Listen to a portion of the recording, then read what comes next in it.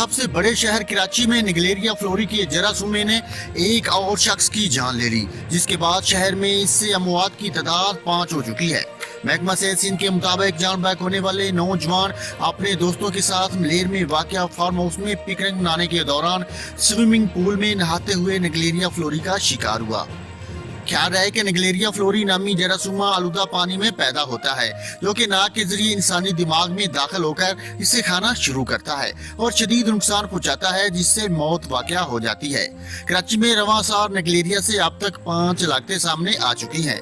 पिछले दिनों जरासूमे से अमवात सामने आने के बाद महकमा सेहत मुतहरक हो गया था, जिसने फौरी तौर पर इंसदाद निगलेरिया के सिलसिले में 7 रुकनी कमेटी तश्कील दी थी। इस हवाले से जारी होने वाले नोटिफिकेशन में कहा गया था कि कमेटी वाटर बोर्ड के हाइड्रेंट्स, स्विमिंग पूल्स और मसाजिद के टैंक में पानी में क्लोरीन की मिकदार को मॉनिटर करेगी। नोटिफिकेशन में यह भी कहा गया था कि कमेटी मतलूबा मिकदार से कम क्लोरीन सामने आने पर कानूनी कार्रवाई भी करेगी।